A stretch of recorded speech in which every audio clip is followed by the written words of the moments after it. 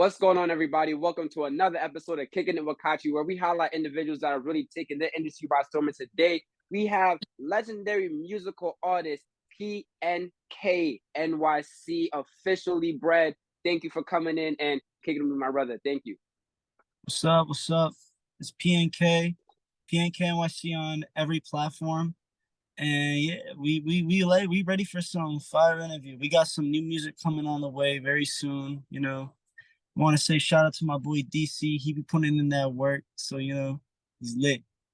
Okay. So obviously, this P is PNK. Is that an acronym? Is that a code for something for the to Like what does that name come from? Yeah, PNK stands for two things. It's two names really. Well, originally I was gonna call myself Pink, but obviously there's a famous artist named Pink, so I couldn't Yeah, really call myself right. that. I also wanted the name Punk, but Punk, I don't know, that name just don't sound right for some reason. I don't know. Right. I'm like, what if I combine the two personas together? And then I just take the U and the I out, so it's PNK. So it's basically Right. two. I'm basically like two rappers combining together. So like Pink is more like that mellow, soft side, and like Punk is more like that aggressive, like hype side too. And Right. last night, if y'all was at the show last night you definitely saw Punk because I was going crazy at the show. And I would say like does having the double personas that kind of aid to increasing an audience? Like you have the more in your face aggressive side, so that could be at the show, and then Yeah, obviously the more melodic side is for the late night cruisers, the late night yeah. grinders. It's more for the females, but yeah, you got it. Right. Okay. And then like switch it up, you know what I'm saying? Like how do you and then getting into creating this persona, like did you have to draw from influences? Did you kind of take a little bit from what was around you or what you saw on social media or what you saw in media and then kind of make it your own? Or how did you All create right. the idea of PNK? I'm gonna give you the honest answer for this one. And this is probably gonna be the first time I say this publicly. I started making music like 2017, like late 2017. But I was just like a dare as my for our friends, right? Someone Right. dared me to make music. I'm like, I bet. Let me go do it. And then, eventually we just started freestyling at my friend's basement, right? We were just like, but I would never take it seriously. We were doing like little shit freestyles on like a shitty Bluetooth. Right.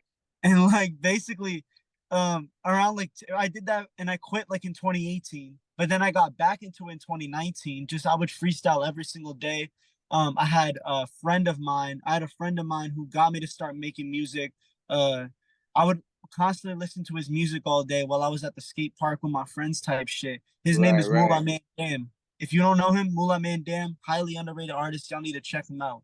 But he got me into making music like myself, was just crazy talking, and then eventually, once I was in the studio with my friend, right, Lil G, we Mm-hmm. made a song called Late Night, and that's actually the first song I ever put out officially on all platforms, and that's like the song. That's when I really started to take my music seriously, and ever And since, then things went crazy.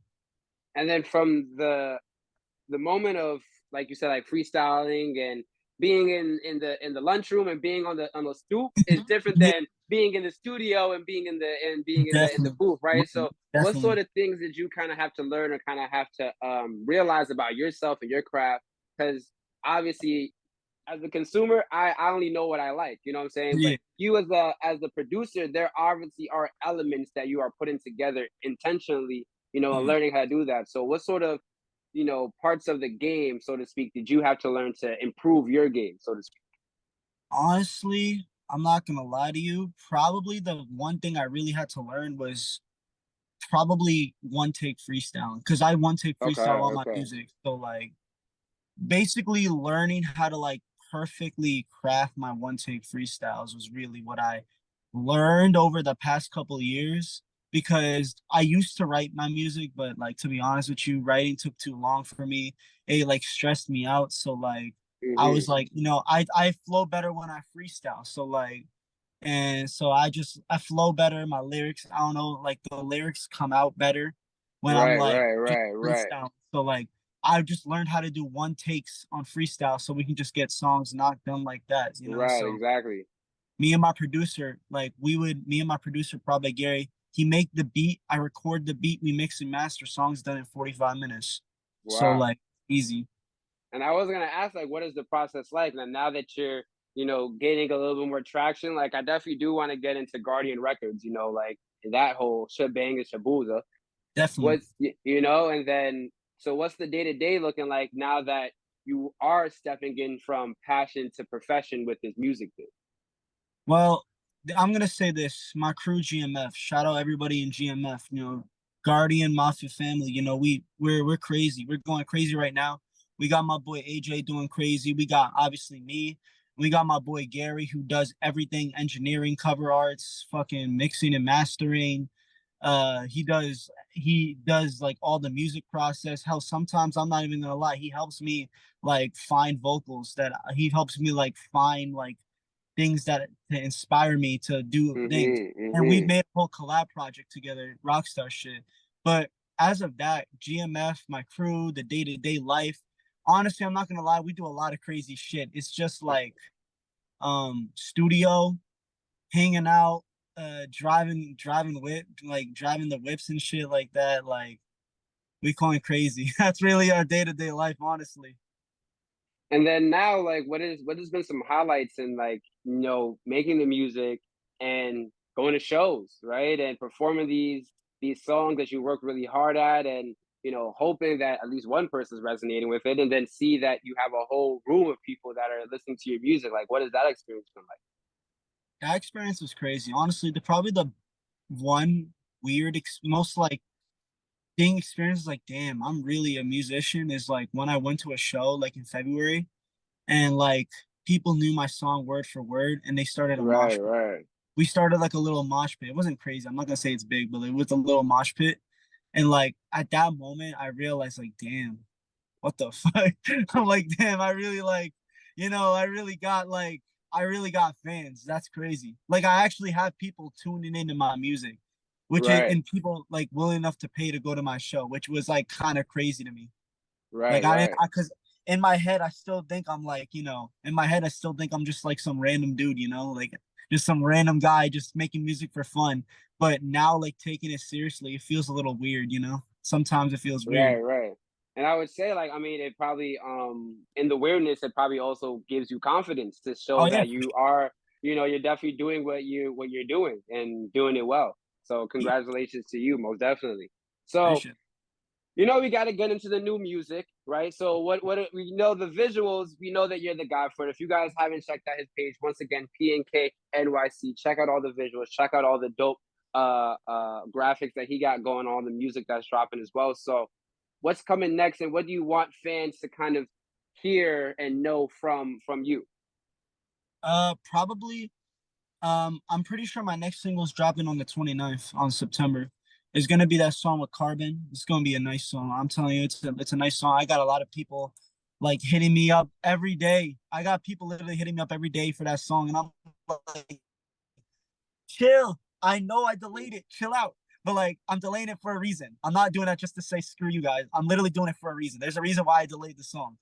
Um, can I say the reason? Not really. But like I delayed it for a Hey, it reason. I just want to happens, it let y'all know. happens, right? But yeah, I got a song dropping the 29th. Right now, I'm currently working on an album with I'm locking in the studio right now. We're in the studio every single day working on this album, making sure it's perfect for you guys and making sure everybody, gets the best experience. Because obviously I don't want to give any of my fans a bad experience. So what we're doing is we're really locking in this album. We want to make sure this album's perfect for y'all.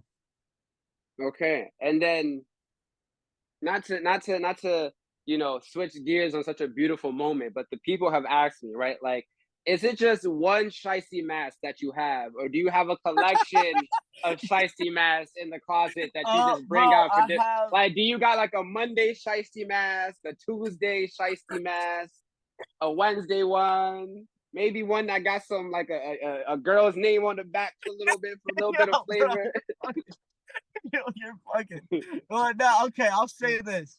I got, I think I have at least 20 shiesty masks. So people, I don't got one shiesty mask. I don't got. If you want to know who got one, I'm gonna violate my man's real quick. Udot, you only got one shiesty mask, but Oh that's my boy. man. That's my heart. I love Udot, but uh, okay, so yeah, I got like 20. I don't got a Monday one, no, like that, but I got like 20. I got designer ones Wow. that brands sent me. Swear. I got obviously Oh Reliable, which is like my first shiesty I ever Right, got. right. I have, but I've always been wearing skis since I was like in middle school. So I used to always wear them as beanies and stuff like that. So Right, I've right, always wore skis. I got it. If we're talking like 20 masks, I probably got like 40, 50 ski masks. I got so many. my God. I mean, and then going into my next question, right? I see that you got the PNK on the cap, you got the Shicey Mac endorsements, coming in left and right. Is fashion going to be another part of the brand as well that you're developing? Maybe. We'll see. I'll say that. We'll Okay, just see. okay, I okay, got okay, brands. okay. Hit me up, brands. But like the brands could hit me up if they want, but you know, your boy isn't you're trying to get into fashion. I'm not saying I'm really good at it. I'm not the best at it, I'll admit that. But hey brands, hit me up. Your boy needs some clothes. Of course, of course, Boy of up. course. So then, before we head out of here, I always want to speak to the people that are watching this, that are also going through what they're going through and trying to be their own type of individuals in this world. And seeing interviews like this is just why I do stuff like this, because they're seeing that real people are actively going and chasing their dreams every day, walking past each other on the street. So obviously, like mosh pits and songs going out and going out on streaming platforms and seeing your name out there, these are all highlights. But what are things that kind of lessons that you carry with you to keep you going, keep you motivated, that you want to share to that next person? Hmm. What's one thing that I could say? Honestly, one thing I'd probably say is just keep going. There's many times where people like you get a lot of haters, especially in the beginning of your career. You get the most hate. I feel like you get the most hate in the beginning because you don't have a lot of supporters and you just have a lot of haters. Mm-hmm. Um, I don't know, but that was how I experienced it at least. But honestly, the love will come through eventually, and you just gotta say fuck those people. Those people don't have anything compared to you. You as if you keep doing what you want to do and you're not being a follower, you're already doing better than 90% of people because most people will just follow.